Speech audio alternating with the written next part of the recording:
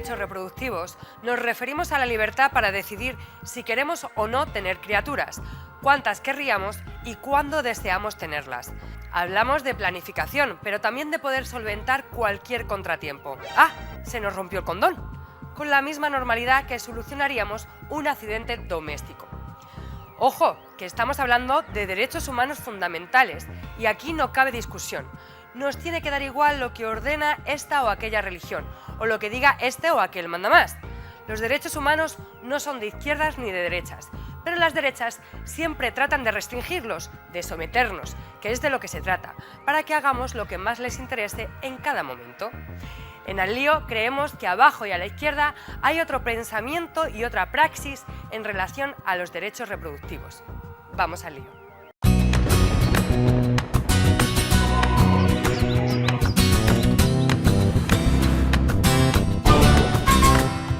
Arrancamos con las maldiciones y una semana más tenemos que dedicarle la primera a Netanyahu y a todo su gobierno, que siguen masacrando al pueblo palestino. Se os pelen las orejas a Netanyahu y a todo su gobierno en pleno. La segunda maldición se la dedicamos a la Junta de Comunidades de Castilla-La Mancha, que acaba de publicar el libro Historia del pueblo gitano en Castilla-La Mancha, escrito por el payo Francisco García. Pero vamos a ver, que no pueden ustedes, señores payos, seguir escribiendo nuestra historia y promoviendo una visión tópica y parcial de nuestro pueblo. Se os caigan las letras del teclado para que no escribáis más tonterías. Y dedicamos la tercera y última maldición de hoy al malnacido que ha asesinado a 3 mujeres en Buenos Aires solo por ser mujeres y lesbianas. Pero esta maldición hay que extenderla también a todos los que propagan y alientan los discursos de odio, que son los que crean el ambiente necesario para que estos crímenes se produzcan. Que la ira del pueblo os alcance y os pase factura. La primera Buenaventura viaja un día más a Palestina. Bendita sea la resistencia del pueblo palestino. Pero también queremos mandar nuestro apoyo y nuestro cariño a todas las estudiantes que están acampando en sus universidades a lo largo y ancho del planeta para exigir el fin del genocidio. Desde el río y hasta el mar, ¡viva Palestina libre! La segunda Buenaventura es para el Museo Picasso de Málaga. Por fin una exposición reúne la obra de María Blanchard, grandísima pintora hasta ahora ocultada por el machismo, y reivindica su papel en las vanguardias del siglo XX. Me jode una mijita que sea comisariada por un tío, pero que tengáis el mayor de los éxitos. La tercera Buenaventura se la dedicamos a los conductores de los autobuses públicos de Bilbao. Los trabajadores han rechazado un preacuerdo firmado por Comisiones Obreras, UGT y USO. Continuarán con una huelga indefinida. El preacuerdo suponía desvincular las subidas salariales del IPC, lo que hubiera supuesto renunciar a un derecho histórico. ¡Viva el sindicalismo de clase y de base! Aquí lo dejamos por hoy. Ya sabéis que podéis enviarnos noticias para esta sección a nuestras redes sociales. Bueno, hemos traído a las mejores activistas y profesionales para hablar del tema que nos ocupa hoy. Y como siempre en este programa hacemos que os presentéis vosotras. ¿Quieres expresar tú, Karen? Sí, mi nombre es Karen Patricia Rodríguez Urquía. Llevo 14 años residiendo en Madrid, pero soy originaria de la costa norte de Honduras. Y bueno, me considero una activista feminista antirracista y milito en colectivos como la Red de Hondureñas Migradas y la Comisión de Migración y Antirracismo del 8M Madrid. Muchas gracias por venir.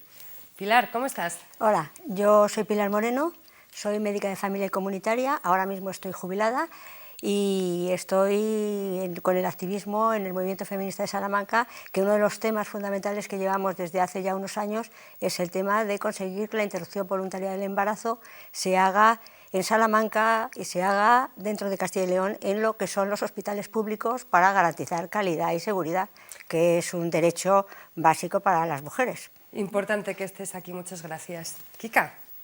Muy buenas, muchas gracias por la invitación. Yo estoy aquí como portavoz del movimiento Mi Voz, Mi Decisión. Vengo de Canarias, como se puede notar en mi acento. Fui hasta hace poco, los últimos 4 años, la directora del Instituto Canario de Igualdad.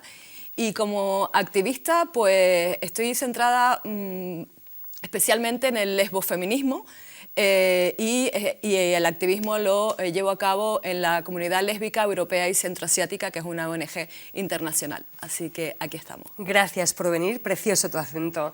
Pues nada, antes de empezar a hablar de los derechos sexuales y reproductivos, vamos a ir con nuestra compañera Cristina Moyano, fichaje estrella en este programa, para ver de qué estamos hablando cuando hablamos de derechos sexuales y reproductivos.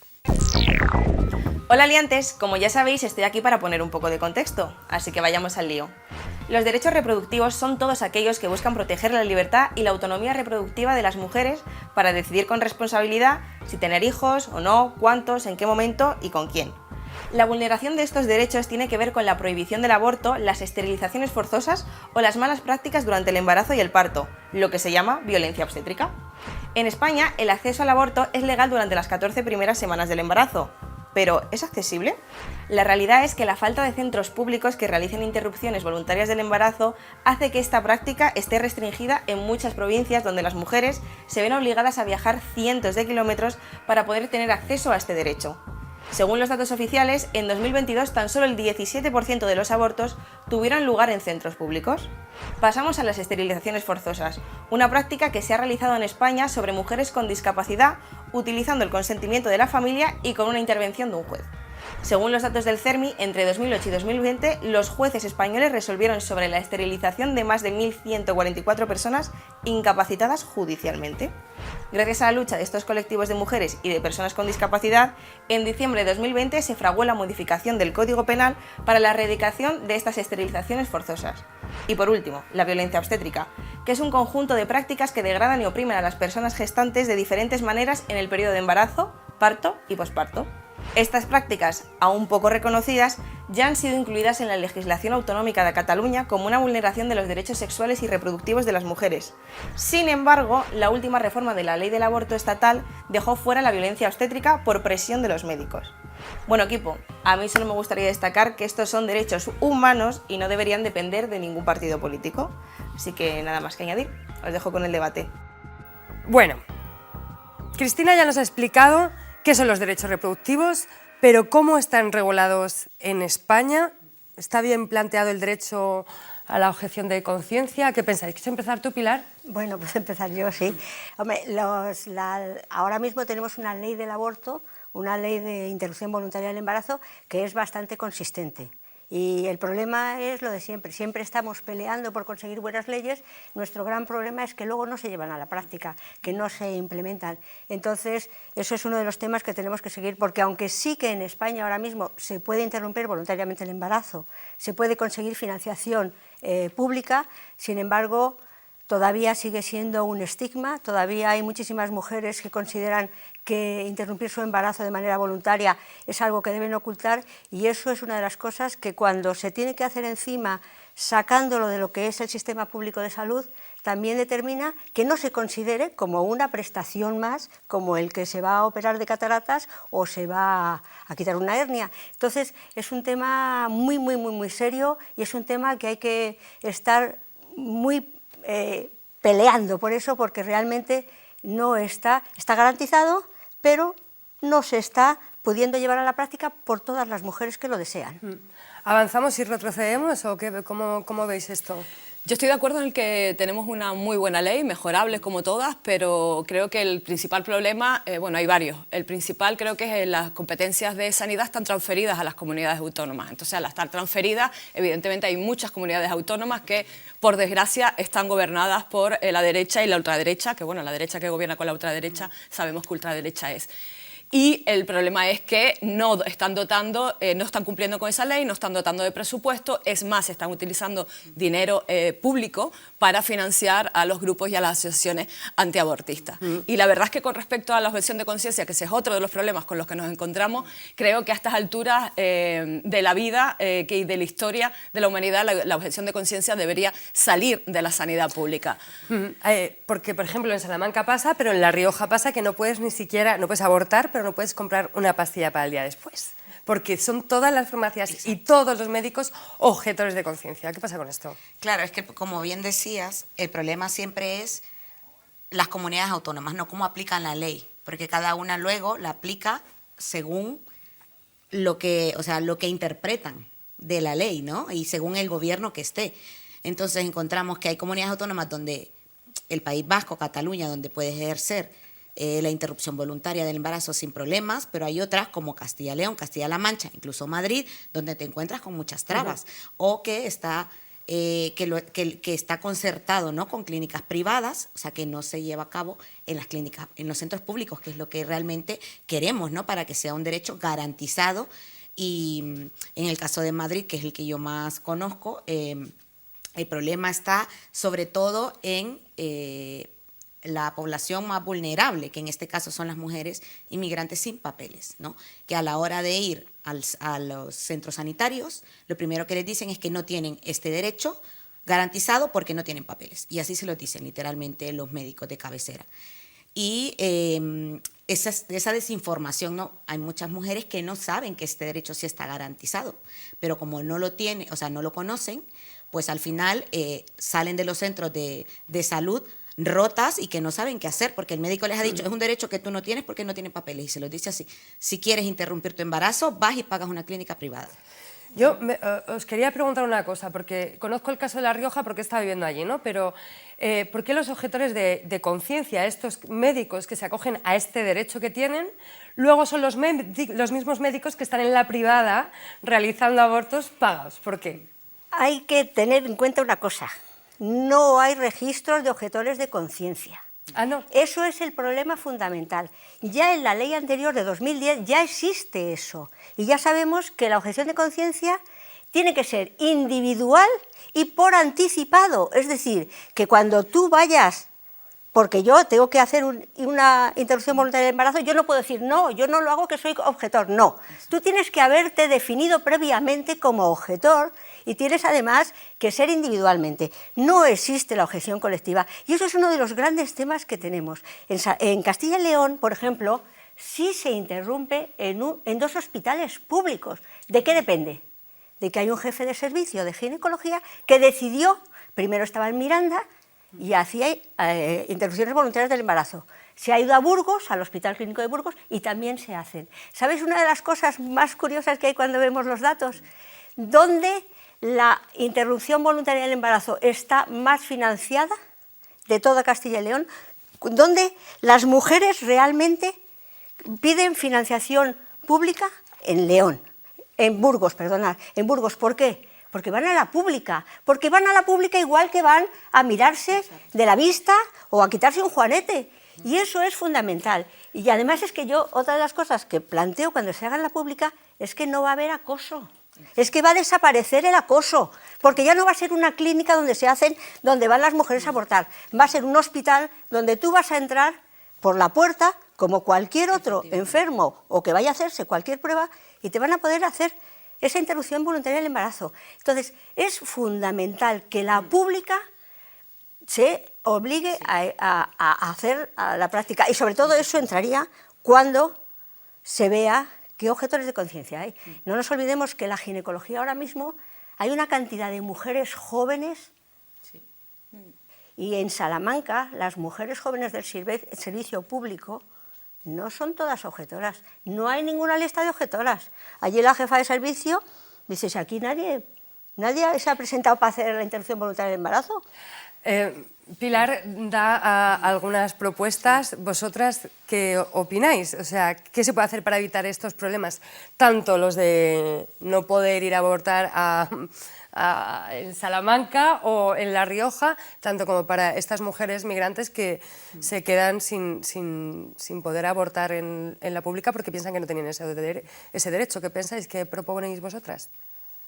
Bueno, yo creo que a propósito de lo que comentaba la compañera del acoso a las mujeres en las clínicas privadas, que por fin ya el Tribunal Constitucional avaló que el acoso a las mujeres efectivamente era delito tal y como dice la ley. Eso por un lado. Y luego el tema de la objeción de conciencia efectivamente no es algo individual, tiene que ser algo individual, algo que se ha dicho con anterioridad, y además la ley exige que los hospitales y las clínicas donde se practica tengan un listado que nadie ha hecho, ninguna comunidad ha hecho, y efectivamente al ser individual, por ley, tienen la obligación de de proveer el acceso, el derecho al acceso al aborto en todas las clínicas, independientemente del personal sanitario que sea objetor. Creo que también hay una falta de todo va ligado, porque allí donde gobierna la derecha o la ultraderecha, efectivamente hay una falta de educación, hay una falta de información, hay una falta de formación, y eso, si vamos sumando, va sumando y siguiendo la lista, pues evidentemente luego te encuentras con también, bueno, pues el colectivo de las compañeras migras, también el miedo, ¿verdad? El miedo al no tener información, el miedo a ser repatriadas, a ser deportadas. Creo que la educación es fundamental y no se está dando, la están quitando, y creo que es la base de... Este acoso de que habláis, que lo sufren en Salamanca, ¿no?, por parte del PP y Vox, aparte por clínicas contra el aborto. También se ha dado en La Rioja, pues con Serixe Sexología, hace unos años, que eran estas dos compañeras que daban clases de educación sexual en coles, que es algo importante. ¿Creéis que para que esto deje de pasar tendríamos que meter el derecho al aborto en la Constitución como en Francia? Sí, tendría, o sea, metiéndolo en la Constitución lo blindarías, como bien lo ha hecho Francia, y pues si en un eventual futuro existiera un gobierno de derecha o de ultraderecha, pues sería un derecho blindado, que sería muy difícil para ellos tocar, como ya estamos viendo que está pasando en otros países como Estados Unidos y tal, que rápidamente, con lo que cuesta lucharlo y conseguirlo, a la mínima que llega un gobierno que es contrario, lo quita. O sea, años de lucha para que en un abrir y cerrar de ojos te quiten ese derecho que tanto te ha costado luchar. Entonces sí creo que estaría bien blindarlo en la Constitución, pero yendo más allá, o sea, blindándolo, y no solo eso, también la legislación, o sea, dejando unos criterios claros, no siendo como, quiero decir, que no sea que cada comunidad pueda interpretarlo de una forma, no, unos criterios muy claros establecidos, y luego también creando instituciones como inspecciones que de verdad controlen que las comunidades están ejerciendo estos derechos y que no los están, boicoteando de ninguna forma y destinando los fondos públicos a estos. Y de no ser así, claro que se podría penalizar a estas comunidades que no están ejerciendo la legislación como debe ser, como ya está pasando con la ley orgánica del aborto, que no, muchas comunidades autónomas no la están poniendo en práctica. Entonces, ¿por qué no hay un organismo que inspeccione que esto se esté llevando a cabo, y de no ser así penalizar a las comunidades autónomas que no lo están llevando a cabo? De todas formas, en relación con eso, una sentencia del Tribunal Supremo de Murcia que castigó, ¿cómo se dice?, que hizo culpable a la comunidad porque una mujer tuvo que irse a abortar a Madrid, porque en Murcia no consiguió que nadie le realizara una interrupción voluntaria del embarazo. ¿Y esto es en jurisprudencia, sabéis, si no? Eso no, yo creo que no ha sentado jurisprudencia, pero es algo que van a tener que empezar a plantearse, porque lo que tendría que conseguirse también es que esas mujeres que son tan maltratadas para tener que salir de su casa y tenerse que ir a otra provincia o a otra comunidad para ejercer un derecho, si esas mujeres también fuéramos capaces de irnos uniendo y de ir poniendo esas denuncias, a lo mejor también empezaba a moverse de otra manera el tema, porque a veces, claro, dices, a mí en Salamanca la interrupción voluntaria de embarazo prácticamente en Castilla y León se hace en Valladolid, se paga, es decir, tú te llevan allí, te hacen tal, pero vamos a ver, eso es una agresión a ti, ¿por qué tienes tú que desplazarte? Entonces, si tú en un momento determinado dices, yo por la ley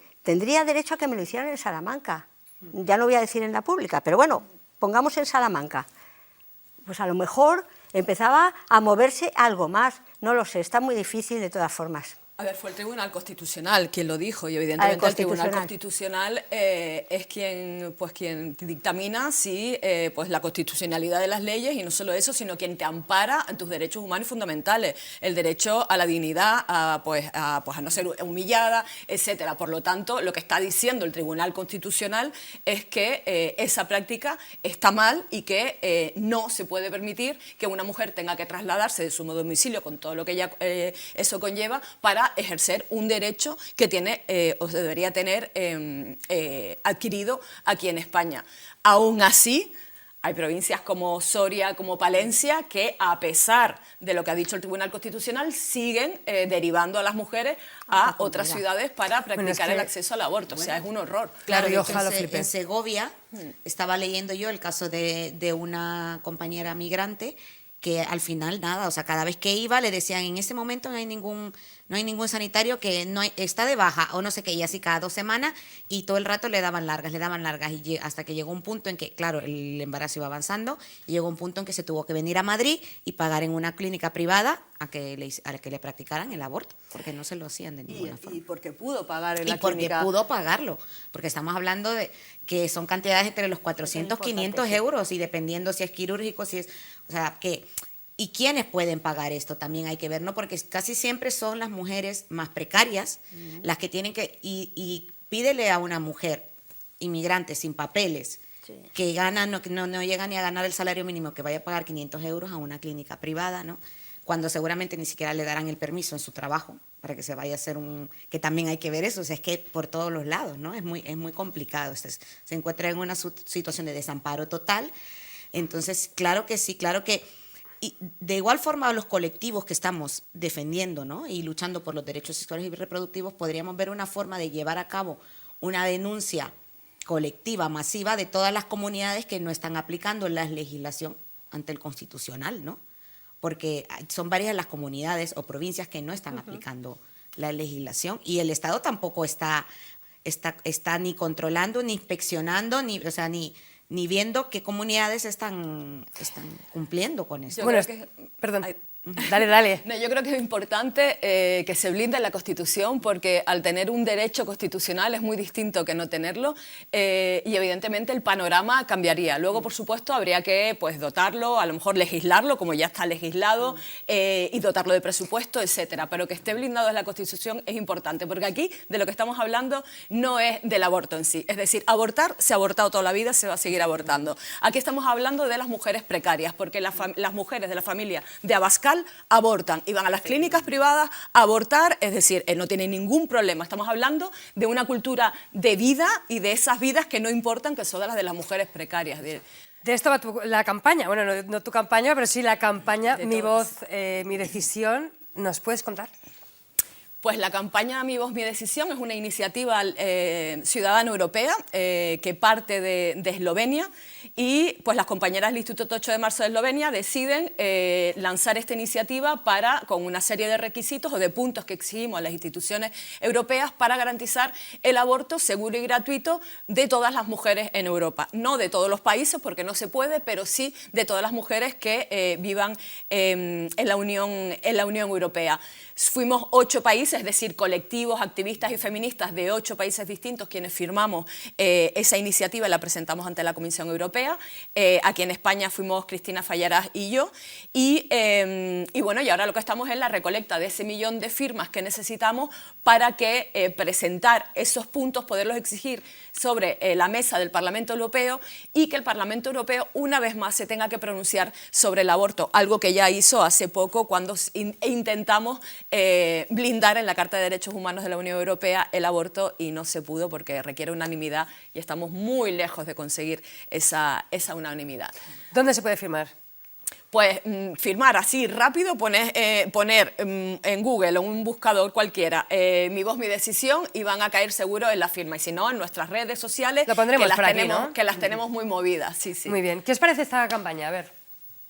A mí me parece muy importante, porque creo que el derecho al aborto es uno de los indicadores fundamentales del feminismo y del respeto a la mujer. Es decir, es el respeto a la autonomía de la mujer en lo más importante que tenemos, que es nuestro cuerpo, nuestro derecho a decidir.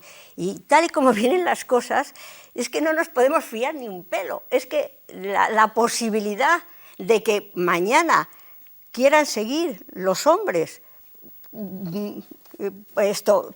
ejerciendo control contra nuestro cuerpo es increíble. Vamos, todos los hombres no, pero quiero decir, porque cada vez lo vemos más, los derechos de las mujeres, como cada día parece como que somos las que vamos queriéndolo todo. Vamos, ustedes, si es que no tenemos todavía casi nada, y todavía me vienes diciendo que eso. Entonces a mí me parece que el riesgo de que nos puedan quitar el derecho a interrumpir voluntariamente el embarazo, con lo que eso conlleva, con lo que eso lleva, con la historia que tiene, con cómo yo, que soy ya talludita, que he vivido, cómo mis compañeras iban a Londres.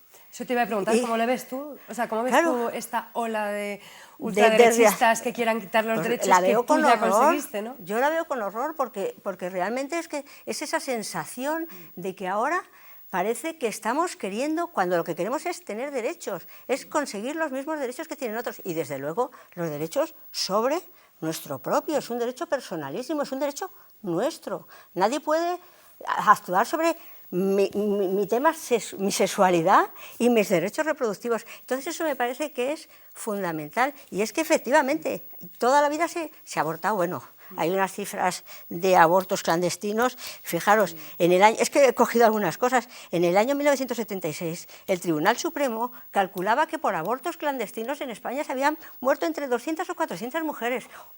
Eso es lo que decían ellos, sí que es la a saber cultura de la cuántos. muerte. Pero es Claro. que mis compañeras, se iba a Londres, pero es que yo tengo gente que conozco que estaba sirviendo, que ahora son de mi edad, y que abortaron de manera clandestina. Y el sufrimiento que aquello llevó, es que son las películas que vemos, esas cosas, el sufrimiento que llevó y la sensación de culpa que les lleva, porque no entendían en aquel momento que eso era un derecho. Esas cosas, entonces, pensar que podemos volver en todo eso para atrás, realmente vamos, se pone Las de que los pelos podían de punta. se iban a Londres, ¿no? Eso, las que Claro, podían. las que sabían claro. cómo hacerlo también, porque Claro. no solamente tenías que estar, Claro. bueno, pues dentro de la universidad, y eso sí que se Claro, porque podía, el pero aborto también siempre ha sido una cuestión clasista. totalmente. O sea, Todas ¿quiénes se les han podido abortaba. abortar históricamente? Las mujeres que tienen dinero, las que pueden viajar y se van a otro país donde es legal, las que pueden viajar y pagar una clínica privada, las que pueden. ¿A quiénes son las que más afecta la penalización del aborto? A las mujeres pobres. Totalmente. A las mujeres pobres, porque son las que no pueden acceder a todos estos recursos, no tienen dinero y les toca abortar en la clandestinidad, lo que conlleva que muchas de ellas han muerto o muchas de ellas han quedado pues traumatizadas porque abortan en total soledad, y hay que acompañar a las mujeres también efectivamente. durante su duelo del aborto, y hay que ofrecerles ayuda psicológica por lo que pueden estar, y esto es lo que no está pasando ahora mismo en España. Y claro que se van a seguir haciendo abortos clandestinos cuando hay mujeres que no puedan acceder a esto. Dentro del colectivo de mujeres inmigrantes sin papeles se siguen haciendo abortos clandestinos en España. Claro. ¿Por qué? Porque cuando van y les empiezan a poner pegas aquí en Madrid y les dicen, no, tienes que registrarte en la unidad de tramitación, la DACE, y les van dando citas para dentro de meses, cuando su urgencia es interrumpir el embarazo, y aunque digas que quieres no le dan celeridad a tu cita, no te queda más remedio que recurrir a un aborto clandestino. Y eso todavía está pasando en España. O tenerlo, ¿no? Claro, entonces, o tenerlo. O sea, que no te queda más remedio. Sí, sí, es peor. Y es peor porque es una tortura ser madre Pues sin si no querer quieres. serlo. Y en condiciones de precariedad, de inestabilidad económica, social, emocional, etcétera, ¿no? Entonces el problema es que el aborto siempre ha sido una cuestión de clases. ¿Quiénes han podido abortar y quiénes lo van a poder seguir ejerciendo? Las mujeres ricas. ¿Y a quiénes es a las que más afecta? A las mujeres empobrecidas. Vamos a hacer una cosa, vamos a ir a la calle, que se ha ido nuestro fichaje estrella, Cristina Moyano, a la calle, a ver qué opina la gente sobre los derechos sexuales y reproductivos. Vamos a verlo. Hola liantes, hoy hemos salido a la calle para preguntar sobre los derechos reproductivos en nuestro país, así que vamos a ver qué opina la gente. La primera pregunta es, ¿qué entiende usted como derechos reproductivos? Pues el derecho que tiene la mujer a decidir sobre cómo quiere reproducirse. ¿Derecho a tener descendencia? ¿Derechos qué? Reproductivos. Mamá, tú eres la inteligente. Derechos reproductivos será que la gente que quiera reproducirse tiene libertad de hacerlo, ¿no? Derecho a reproducirse o a no hacerlo si uno no quiere. La libertad de poder elegir si quieres tener hijos, si quieres abortar, sin que nadie te ponga problema. ¿Derecho a reproducirse? Los derechos de cada persona para decidir o no tener hijos. ¿Cree que en España está garantizado el aborto libre y gratuito? No, en estos momentos no. No tienes por qué estar pasando según qué preguntas incómodas. Las mujeres no creo que pasemos por un aborto voluntariamente. Es gratuito, pero no tienes un acceso como fácil, no te lo facilitan. Creo que va todo por lo privado. Pues no tengo ni idea. Está garantizado, pero luego a la hora de la práctica no como tal. Sí, creo que sí. Yo creo que también. Actualmente, seguramente no. Triste, pero real. En España sí. Libre depende, porque muchas veces cuando vas a alguna clínica siempre hay alguien ahí, típico cartelito, o personas que te juzgan, entonces bueno. Sí, me gustaría pensar que sí. Yo creo que sí, pero bueno, tal y como está la cosa, no me extrañaría tampoco enterarme de lo contrario. No estoy a favor del aborto totalmente libre. Podemos controlarlo de otra manera, ¿no? Que no sea todo más que un libertinaje, sino un poco de conciencia y un poco de saber lo que estamos haciendo. ¿Sabía que en España hay comunidades autónomas en las que no se practica el aborto y las personas que quieren abortar se tienen que desplazar cientos de kilómetros para poder hacerlo?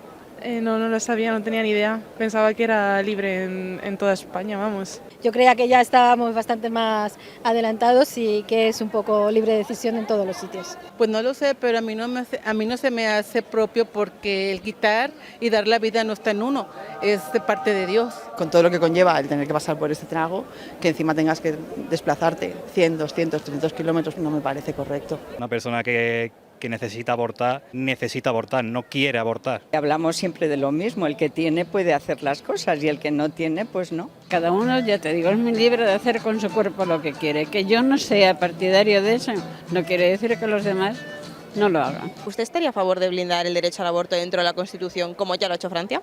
Sí, por supuesto. El derecho a tú hacer con tu cuerpo lo que quieras es que lo tenemos que tener todos como humanos. Por supuesto, y más si ya lo ha hecho Francia con más razón. Sí. Sí, al fin y al cabo depende de la persona, quien no quiera hacerlo no lo va a hacer y quien quiera hacerlo lo va a hacer. Me parece que abortar a un niño es lo peor que puedes hacer, quitar una vida a alguien, porque es como matar un ser vivo que tienes dentro y no me gusta. Me parece que es un derecho de cada uno, que lo quiera hacer, pues me parece bien. Me parece bien que lo hagan. Eso es como ver la pornografía, ver cada uno que vea que haga lo que quiera. Estamos en una democracia. ¿Y sabía que en España en los últimos 15 años han esterilizado en contra de su voluntad a más de 1.100 personas? Casos de, por ejemplo, padres que esterilizan a sus hijos con diversidad cognitiva. No tenía ni idea, la verdad. ¿Y qué opina al respecto? Depende del caso. Si esa persona no tiene su razón plena, quizás lo mejor para ellos, ¿no? También. Dependiendo los casos, lo dejaría un poco también así a libre elección de la familia. Creo que eso es una decisión de la propia persona. Pensaba que eso pasaba en otros países. Hay otras maneras para poder gestionar estas cosas. Maltrato, abuso, es que es una violación a los derechos humanos, literal. Hombre, pues es que si tampoco son capaces de pensar por ellos mismos. ¿Y eso es legal? No puede ser legal. España, que expone, bueno, desde México tenemos una imagen más de primer mundo y pues no me lo esperaba y no lo sabía. Pues bueno, familia, al final lo hemos conseguido, pero no sabíamos que nos iba a costar tanto conseguir que la gente se parase a hablar sobre este tema.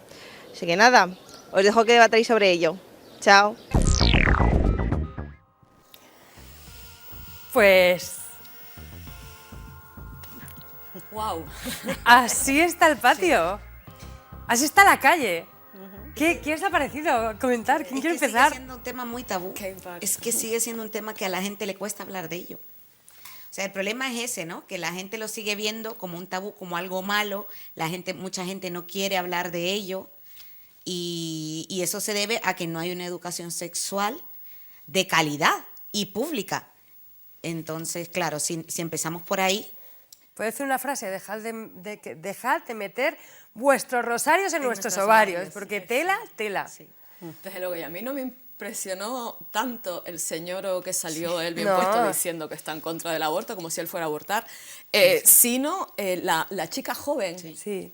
Eso sí que me preocupa, o sea, no solo me impactó porque me preocupa, realmente es preocupante que la juventud esté en ello. A nosotros en la campaña nos está costando llegar a la juventud, pero una cosa es que te cueste llegar a la juventud, que es como si con eso lo entiende como un derecho ya adquirido y que no va con ella, pero otra cosa es ver a la juventud con un discurso de la extrema derecha, ¿no?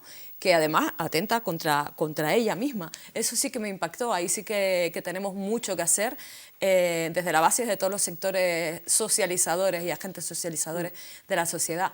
A mí eso me dejó así como... ¿Un caso aislado o creéis que una mayoría? Yo no creo que sea un caso aislado, desde luego. Pero una mayoría tampoco creo yo. No, tampoco. No. Pero vamos, que es preocupante, que es para preocuparse, bueno, sí que es lo preocupante creo. y sobre todo es preocupante que hable de un niño. Que estamos hablando de una interrupción voluntaria del embarazo. No ha dicho niño. Sí. ¿Cómo vas a deshacerte de un niño? Vamos a ver, ¿no usted? Vamos a ver, es que, claro, de un niño cuando cuando estamos en un país de bebés robados, un país que tiene tantos bebés robados, ahora viene ahí diciendo que te deshaces de un niño cuando haces una interrupción voluntaria de embarazo. No podemos olvidarnos de dónde venimos. No podemos olvidarnos de que es que hay datos de que en una década el patronato de la mujer regaló, vendió o subastó más de 30.900 niños y niñas de esas mujeres disolutas que tenía que se habían quedado preñadas y que eran jóvenes, que no tenían de qué vivir. Y entonces, mire usted, como están ahora, todos estos a los que se les está dando subvenciones para que sean los que aconsejan a las chicas jóvenes que se quedan embarazadas. Vamos a decir, no, mira, no te preocupes, hay tantas cosas que puedes hacer, tanto... Es decir, es que son cosas que cuando lo oyes dices, es que hay una falta de información, es que no sabemos lo que ha ocurrido y los jóvenes de nuestro país no tienen conocimiento de lo que ha pasado a este país. Hay una cosa que queríamos meter hoy en la intro, en este programa, y al final no la hemos metido porque se nos iba larga, que es que durante el franquismo, claro, Franco mató tanta gente que daba carnes de natalidad y promovía la natalidad También. porque se había cargado media España, ¿sabes? O sea, necesitaba gente que cubrir los puestos de trabajo. Se había cargado a todo el mundo, ¿no? Claro, también al hilo de esto lo que yo puedo decir es que aquí hay un origen del problema y es que España no es un Estado laico. O sea, hay que luchar por la laicidad en los estados y por una educación 100% pública y laica. Y el problema es los colegios concertados, los colegios privados, que todos son religiosos. Seguramente esta chica va a uno de esos. Y les han dado, y la educación sexual que les dan, porque yo vengo de uno en Honduras que era católico y que la única educación sexual que recibíamos es la abstención. No, tengan sexo porque es pecado, nos decían. Y nos dieron una charla del aborto donde nos pusieron un vídeo que al día siguiente teníamos todas pesadillas, literalmente. O sea, y esto seguramente es lo que está aprendiendo esta chica que salió hablando ahí. Te quería preguntar sobre tu plataforma, vuestra plataforma, ¿no? Os definís como feministas y antirracistas. Sí. ¿Qué hay de específico en vuestra lucha en relación con los derechos reproductivos? ¿Cuáles son vuestras reivindicaciones y prioridades? Bueno, sobre todo porque haya una mirada más interseccional. Por ejemplo, en la campaña de Mi Voz, Mi Voto la estamos apoyando, aún así con muchas críticas dentro, porque creemos que sigue sin tener una mirada completamente antirracista e interseccional. Vemos en el vídeo todas mujeres blancas, o sea, con una educación sexual que muchas el resto de la población de a pie no la tiene, ¿no? Entonces, igual poner los pies más sobre la tierra, buscar a todas estas mujeres. También creemos que hay aquí una brecha digital tremenda porque solo se puede firmar por internet, por medio de la web. Aquí hay una brecha digital y estamos olvidándonos de un montón de mujeres mayores. Las mujeres empobrecidas que apenas tienen un teléfono para comunicarse con su familia. Estoy hablando también de mujeres inmigrantes que pues no tienen ese acceso a internet como tiene la mayoría de la población, ¿no? Y claro, ¿cómo les dices que firmes? Primero, no tienen DNI, con lo cual ya no se puede firmar, y segundo, aunque lo tuvieran, hay muchas que ni siquiera saben acceder a estas páginas web. Entonces estás dejando por fuera a muchas de estas mujeres, cuando esto es un trabajo de base que hay que ir a la población más vulnerabilizada, las mujeres empobrecidas. Las mujeres empobrecidas no van a ver estos vídeos ni van a entrar a esta web a firmar porque ni se enteran de lo que está ocurriendo. ¿A quiénes estamos llegando con esta campaña siempre? A las académicas, a las universitarias, a la clase media, a las feministas, a las que ya tenemos... Convencidas. Exacto, ya estamos dentro de este mundillo, pero tenemos que llegar a más mujeres. Con esta campaña, desde luego, no creo que se llegue a más mujeres. Tenemos que ponernos los pies sobre la tierra, darnos cuenta de nuestro alrededor. No está todo en las redes sociales. Igual caminar todas las estaciones de metro, las plazas, hablar con las mujeres que están en la panadería, las de la limpieza, las dependientes, las cajeras. Bueno, menos mal que te pregunto por tu plataforma, porque te llega a preguntar en por eso, la... no, porque en eso precisamente sacamos un comunicado con respecto a eso, porque creemos que siempre somos las olvidadas. O sea, siempre estamos apoyando campañas constantemente, pero luego ese grupo de mujeres migrantes sin papeles, mujeres racializadas, siempre al final de todo son las olvidadas que nunca se toman en cuenta. Bueno, Kika, yo creo que también, y Pilar también lo digo, porque como que este es el gran debate dentro del feminismo, Sí, ¿no? El que no hay un feminismo interseccional que acoja las reivindicaciones de las mujeres que somos las otras, ¿no? Exacto. Las mujeres racializadas. Totalmente. Y además, en parte, por supuesto, estoy de acuerdo. Es cierto que de 7 personas tenemos 2 personas que son migrantes, además en situación de asilo y demandante de asilo. Es cierto que hemos tendido los puentes a todas las compañeras migrantes, y es verdad que luego pues la inmensa mayoría pues de las imágenes son imágenes de personas no racializadas, digamos, pero lo que sí es cierto es que llevamos semanas, como quien dice, peinando las calles. No solo se puede firmar online, también se puede firmar en papel, vamos. Lo único que evidentemente requiere una mayor estructura de la que tenemos. Ahora bien, hasta un cierto punto, por supuesto, toda la razón, claro que sí.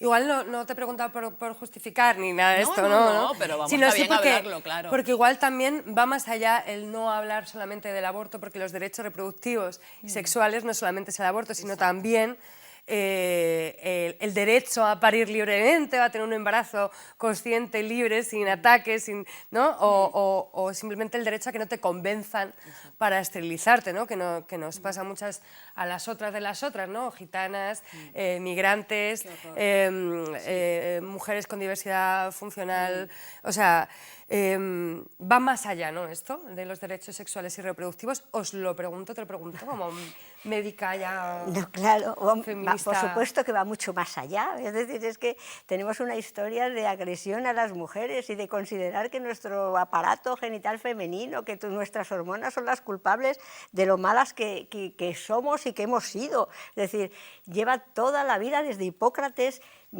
castigándonos por eso. Es decir, y en cuanto una mujer se salía un poco de las normas, rápidamente se achacaba a su útero, y decían, cuando el útero se llena, se va, es cuando como que se tranquiliza, ya no tiene que errar, y ya todo lo que se ha hecho tantas mujeres, esa historia tan plagada de mujeres sufriendo para controlar desde los poderes, principalmente siempre masculinos, controlar todo el tema de la sexualidad femenina, para que la sexualidad femenina esté ahí bien sujeta y bien controlada con todo lo demás. Y ahí entra todo, entra desde eso, desde no tener sexualidad, desde las escleroidectomías a las esterilizaciones forzosas. Latinoamérica ha sido terrible, pero bueno, ahí también me comentabais de otros países, es cierto. En Suecia, 100 años claro, se han tirado entonces es tremendo, es la historia de la mujer a lo largo de los siglos. Cuando habláis de falta de educación sexual, ¿no? Que lo habéis dicho como unas cuantas veces a lo largo del programa, ¿a qué os referéis? Porque, claro, yo, nada más que nos hablan de métodos anticonceptivos, de enfermedades de transmisión sexual, pero tampoco nos hablan de cómo vivir gozosamente el parto, o de cómo vivir gozosamente el embarazo, o de cómo gozar, porque ¿dónde queda el placer en esas clases de educación sexual? En el cajón. O sea, ¿qué es para vosotros una clase de educación sexual? Pues hablar del placer, hablar del deseo, hablar de la sexualidad, pero desde peque, porque todo el mundo desde que nace tiene sexualidad. Lo único que cuando juntamos con la palabra sexualidad a un bebé, como persona, la mente adúltera que tenemos, pues ya va a pensar en algo horroroso. Cuando un bebé siente, tiene deseo, tiene gusto, siente placer también, de muchas formas. Si la educásemos desde pequeño, pues aprenderíamos lo que nos gusta, lo que no nos gusta en cada etapa de nuestra vida, y a decir pues esto sí o a decir pues esto no. Y eso luego, cuando vamos creciendo y llegamos a la adolescencia, pues ya abrimos el campo al sexo, más allá de la sexualidad, pues tendríamos otra educación y otro camino recorrido. Claro, y es algo que tiene que garantizar el Estado. Es decir, si el Estado fuera laico, si la educación 100% pública, laica, tendría ahí sí tendríamos una educación sexual de calidad, con profesionales que sepan lo que es una educación sexual de calidad, no a cualquier, venga, a un taller y contratamos a una persona que solo le vaya a hablar de métodos anticonceptivos y ya está. No, eso es lo que se ha dado siempre. O sea, esa siempre ha sido la clase de educación sexual, check, ya cumplimos con esto, ¿no? Para que los jóvenes luego no digan que no se les dijo cómo no contraer. ETS, ¿no? Y ya está. O sea, pero no se les habla con naturalidad de lo que es el sexo. Y igual lo que tenemos que es naturalizarlo, incluyendo nosotros los adultos. Y que tenemos hijos, naturalizarlo y empezar en casa a hablar con ellos. Y también exigir en los colegios públicos, en los institutos, que se hable de educación sexual a los niños con total naturalidad y hacerlo de forma educativa, respetuosa, escuchando también a ellos, ¿no? y sus inquietudes, ¿no? Entonces yo creo que empezando por ahí, ¿no? Desde pequeñitos, desde los colegios. El problema es que no se puede también porque todavía hay un peso de religiosidad muy fuerte dentro de esta sociedad. Karen habla de que el papel protagonista en esto tiene que ser la institución, que se responsabilice, ¿no? de esto. Tanto Pilar como Kika, vosotras habéis ocupado responsabilidades políticas en ayuntamiento o comunidad, ¿esto me equivoco? ¿Creéis que la política institucional ofrece una posibilidad para mejorar los derechos sexuales y reproductivos? Debería. Es decir, debería, eso está claro, que debería. Otra cosa es la realidad. Sí que es cierto que, bueno, hay de pronto las subvenciones para que se pueda ir por los sitios, por ejemplo, lo que comentas de la educación sexual, pero es que es verdad, ¿a quién se contrata? Si es que se contrata a una gente que es que además están imbuidos por religiosidad y luego van centrados a lo que es que no haya embarazos y no haya enfermedades de transmisión sexual. Entonces está centrado en el preservativo, en la píldora, está centrado sobre todo en el tema de la anticoncepción y en la protección de ETS. Entonces, claro, sí que se hacen cosas, pero no es lo que debería hacerse. Es decir, es que hay que darle una vuelta tan grande a este tema de la sexualidad en este país, porque todavía están ancladas esas cosas tan... esa cultura católica que nos queda mucho y no tenemos mucha ahora mismo. El otro día, si es que hablabais de los sitios donde gobierna la derecha, pero es que aquí la derecha llega mucho, es decir, no solamente es la ultraderecha y la derecha ultra, también hay un centro ahí muy de derechas, una izquierda muy de derechas, aquí todos son muy de derechas, entonces, todos muy de derechas. Todos muy de derechas. Entonces, claro, dices, pues es que desde los sitios que se dicen progresistas son muy de derechas, entonces en el tema de la educación sexual se nota una barbaridad. Sí. ¿Qué le diríais a un sindicato como es CGT? Somos anarquistas, ¿no? Para que aportara en esto, ¿no? de seguir en este camino de blindar el aborto o de que respetaran nuestros cuerpos, ¿no? Bueno, sumarse a la campaña también, o sea, el boca a boca, ¿no? Hablar con la gente y comentarle, en principio por lo de la campaña, porque es ya, o sea, tengo entendido que quiere presentarse antes de las elecciones europeas, entonces esto es lo urgente, pero más allá es también ver de qué forma se puede contribuir a que estos derechos sean blindados, ¿no? Aquí dentro de España, y apostar mucho por el Estado laico. Es que insisto yo en lo del Estado laico. Vengo de Honduras, que es un Estado tremendamente religioso, ultracatólico, ultraevangélico y todos los ultras que pueden haber, y el tema de la religiosidad es lo que no nos deja avanzar en los derechos a las mujeres. Entonces tendrían que apostar por la laicidad y por hacer más campañas a favor de un Estado laico y de una educación pública y de calidad. También llegar a las, porque profesionales que nos dedicamos a la educación y a la formación en derechos sexuales y reproductivos, en educación afectivo-sexual, también estamos muy desprotegidos. En muchas comunidades autónomas, yo estuve viviendo una temporada en Andalucía y en Andalucía nos pidieron nuestros nombres, y nos pidió nuestro nombre el gobierno, de quienes estaban dando esa educación y quienes estaban en el que salimos, hubo una campaña de me llamo tal y toma mi cara, toma mi nombre, pero es que es muy fuerte lo que llegan a hacer, y también necesitamos, quienes nos dedicamos, somos profesionales, pues ese respaldo por parte de los sindicatos, haciendo campañas, sensibilizando y por supuesto con espacios como este, sin lugar a dudas, ¿no? Pero sí, tienen que ir de la mano con nosotras y con nosotros, desde luego. Yo creo que sí, lo que acabáis de decir las dos, y también, pues eso, estando también muy cerca de los movimientos sociales, es decir, los movimientos sociales, la comunidad es muy importante, e ir consiguiendo también desde los sindicatos, que también tienen posibilidad de llegar a mucha gente, que estemos más movilizados. Hay que movilizarse mucho más, necesitamos muchísima más movilización en este país, porque no podemos, como decimos, buenas leyes para al cajón y que luego no se implementen. Para que esté pasando lo que está pasando en Italia, que está pasando aquí, lo único que allí está la ultraderecha y está la señora Meloni, pero es que aquí está pasando exactamente lo mismo. Y llevamos un camino que no parece que no vaya a ir hacia allá, hacia la derecha. Parece que no. Siempre nos quedamos cortas, no os vayáis porque vamos a entrevistar a Marta Busquets.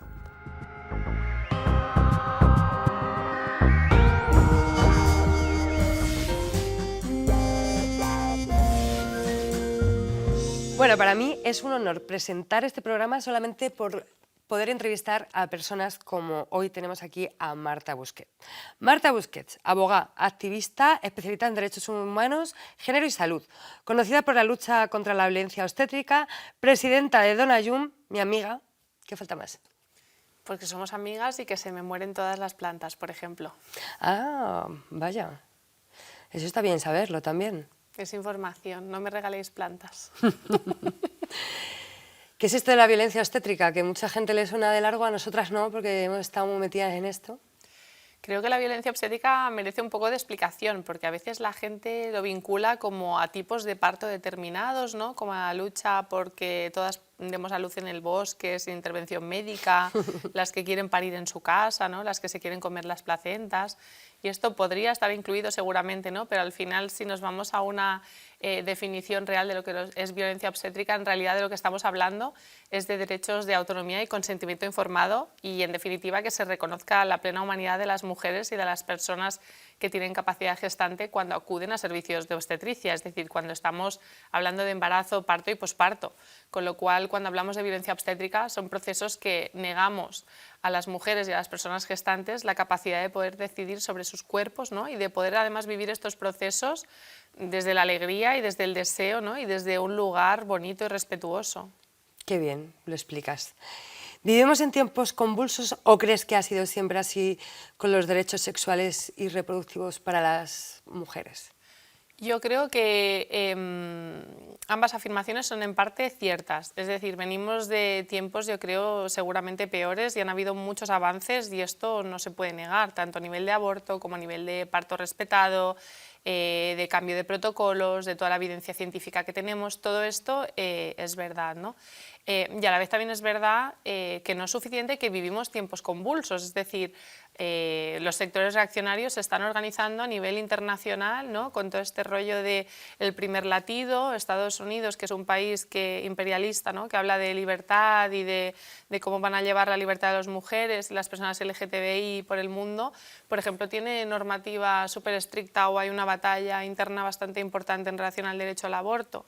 Con lo cual yo creo que a veces también tengo la sensación, ¿no? De que han pasado cosas como estas inducciones forzadas que hubieron, ¿no? En España, en el caso de Oviedo, y tenemos la sensación de que es que vamos a peor y sí que hay una parte que esto obviamente está pasando, pero también creo que está pasando porque cada vez hay más personas, y en este caso mujeres, ¿no?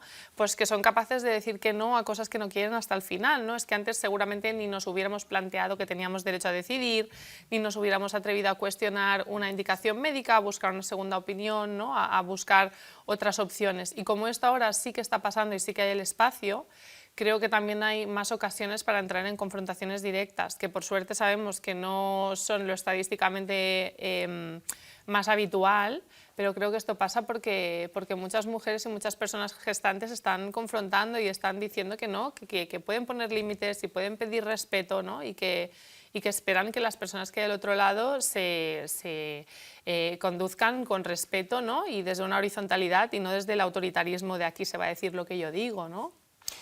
¿Tú crees, has visto el debate? Sí.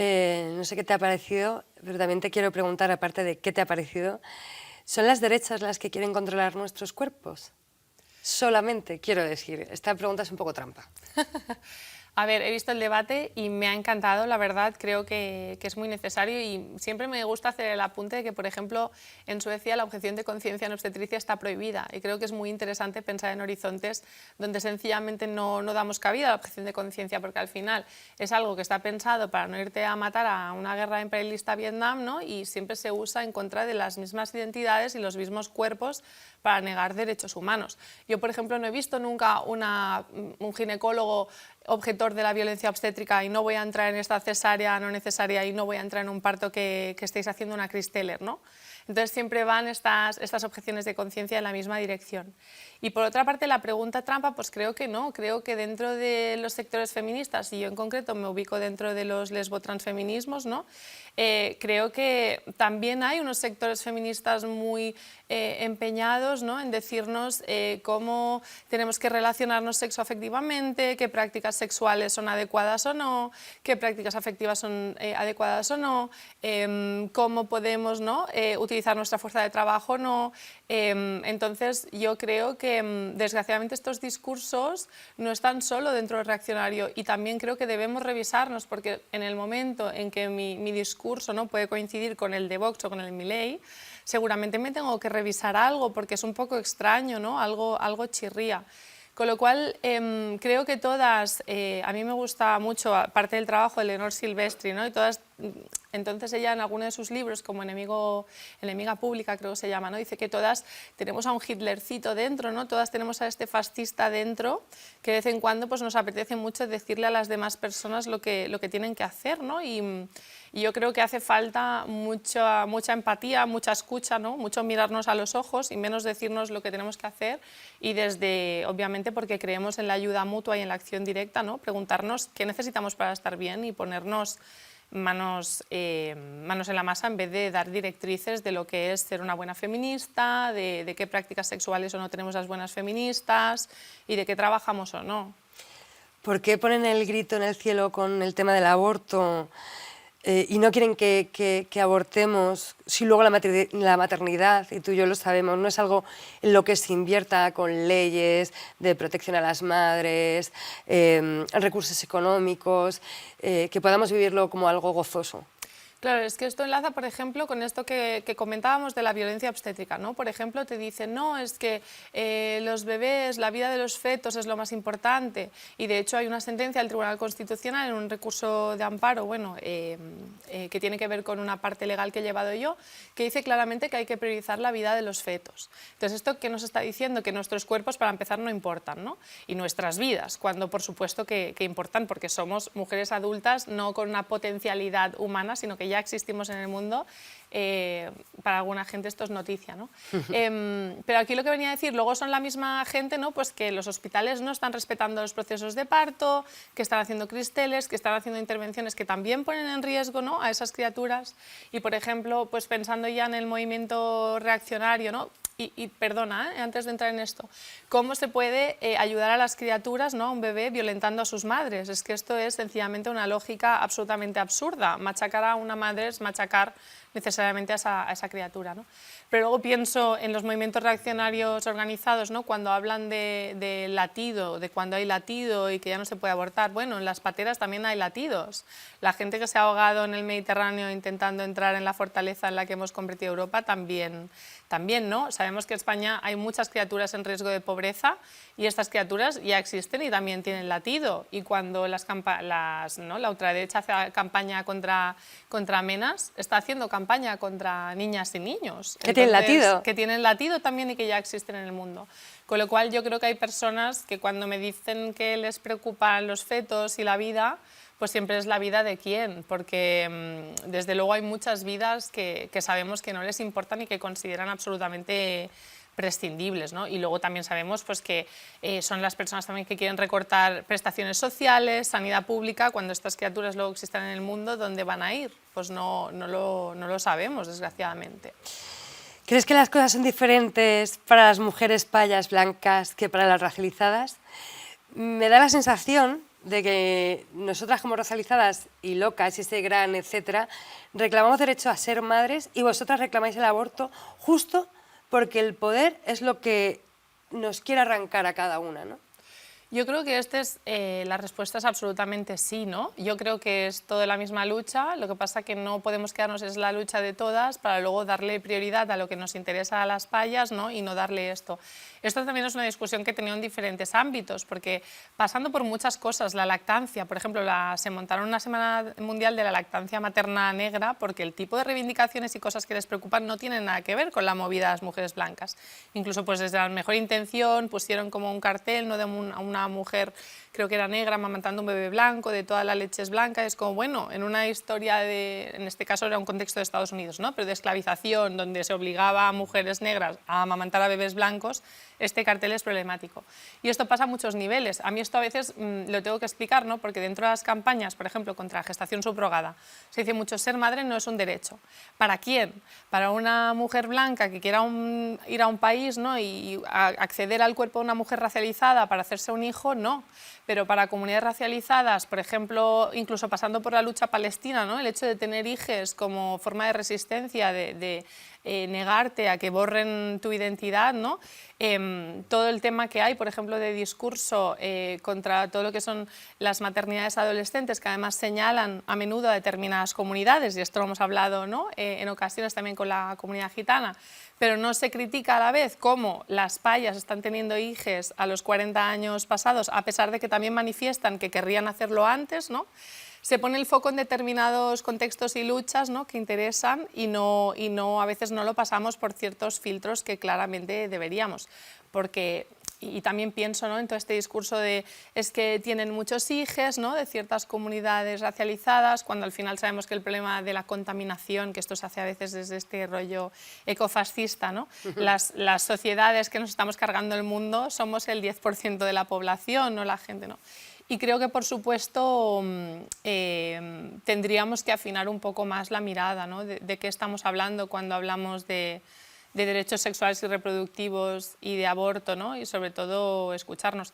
Y de hecho, por ejemplo, todo el rollito antimaternal, ¿no? que ha habido dentro del feminismo, el pensamiento feminista occidental industrializado, también ha sido una fuente de alejar a compañeras de otros contextos, ¿no? de decir, pues esto no va con nosotras, y hay bastante debate sobre esto. Yo creo que es complicado y que tenemos que entender que nuestra realidad, sobre todo cuando habitamos una realidad hegemónica, pues por suerte no es la única, ¿sabes? El gran problema del feminismo siempre ha sido el tema de la maternidad, desde sus inicios, creo. ¿Qué hacemos? Porque al final estamos hablando de proteger nuestros cuerpos de todas las maneras y nuestras decisiones. ¿Cómo lo harías? Tú que eres abogada y sabes mucho de leyes y eres súper inteligente. A ver, yo es verdad que soy una abogada, muy poco abogada, o sea que ejerzo de abogada, pero activista. También me identifico mucho con el pensamiento anarquista, en el que por suerte no todo pasa por el Estado, ¿no? Y sí que creo que tiene que haber una labor institucional, pero también creo que esperarnos siempre a que las instituciones nos vayan a solucionar las cosas, cuando sabemos que a menudo las instituciones han sido el obstáculo para que muchas personas, ¿no? alcancen su plena ciudadanía o su plena humanidad en esto que es el Estado-Nación, que no hace tanto que existe, ¿no? Yo creo que pasa mucho, ya lo sabes, yo hablo mucho de la acción directa y de organizarnos entre nosotras, ¿no? Pues igual que nos hemos conocido tú y yo en grupos de madres y hablando entre nosotras y diciéndonos lo que pasa en ciertos espacios y también compartiéndonos en qué lugares se nos está acompañando bien, ¿no? y exigiendo, ¿no? desde este rollo del persona a persona, ¿no? de podernos transmitir todo esto, también de cuando estamos pues frente a una autoridad médica, porque también el sistema médico es una figura de autoridad, cuestionarla allí donde sea posible y donde hay opresión combatirla, desde luego, ¿no? Y esto también tiene que pasar en muchos centros sanitarios o en muchos sistemas sanitarios en los que, por desgracia, no estamos viendo que todas las personas vean cumplidos sus derechos, ¿no? Sobre todo desde el punto de vista de que la salud es un derecho, no es una obligación. Y cuando hablamos de esto, ¿de qué estamos hablando? De una salud no en términos exclusivamente clínicos, de cuáles son tus resultados de una analítica o venimos, ¿no? de todo el contexto COVID, de qué daste en un test de antígenos. Estamos hablando de la posibilidad de tener un entorno, ¿no? salutogénico, en el sentido de una vida posible, digna, feliz, desde el deseo, desde el placer de existir en tu cuerpo. Y todo esto, desgraciadamente, no solo nos está posibilitando, sino que sabemos que el sistema se está cebando aún más sobre ciertas personas. Y oye, pues hay organismos como Cero Sospechosos de ser antisistema, como Naciones Unidas, no sé, que están diciendo pues, que efectivamente hay violencia obstétrica, que efectivamente tenemos que aplicar la perspectiva de género, la perspectiva interseccional, la perspectiva de derechos humanos, que nos están diciendo, oye, obviamente la práctica clínica, pero tú tienes que tratar a las personas como personas, ¿no? Y a mí a veces me cuesta un poco entender de qué va esto, ¿no? Entonces yo creo que venimos de un activismo muy centrado en protocolos y prácticas clínicas, pero nos sigue faltando pues esto, ¿no? Encontrarnos uno a uno y decir qué pasa, ¿sabes? ¿Qué problema tienes con mis elecciones? Y yo creo, pues bueno, sabemos que el sistema se construye a base de fagocitar los beneficios que saca de oprimirnos, ¿no? Seguramente a mí que me gusta mucho soñar con las utopías, un mundo en el que vivimos desde la salud y la felicidad y nos reproducimos cuando nos sale del toto, tiene un aspecto muy diferente al que tiene hoy en día. Me ha gustado mucho, y seguramente a mis compas también, que digas que te sientes muy como cercana o anarquista. No, sí, soy. Lo eres. Confirmo. Entonces, confirmas, muy bien. Entonces, una última cosa pequeñita. ¿Qué nos recomiendas, que sabes que somos un sindicato anarcosindicalista, ¿no? A CGT, para poder ayudar en este tema, ¿no? O para, ¿qué acciones podemos hacer? A ver, yo creo que todo lo que es organizarse, obviamente, siempre está ahí. Desde los sindicatos se movilizan a muchas personas. Entiendo que también habrá gente del sector sanitario y yo creo que también hay mucha gente dentro del sector sanitario que está queriendo cambiar las cosas y que necesitan fuerza y cobertura, porque sabemos que las personas que intentan activar un nuevo protocolo, las que están dando información sobre aborto en un centro donde alguien no quiere, seguramente, por ejemplo, pueden encontrarse con situaciones de un entorno laboral más hostil. Y esto, por ejemplo, es algo en lo que pueden colaborar claramente los sindicatos. Siempre es un placer volver a verte y entrevistarte, así que muchas gracias. Gracias nos a vemos pronto, espero. Y nosotros nos vemos dentro de 15 días exactamente aquí en Al Lío.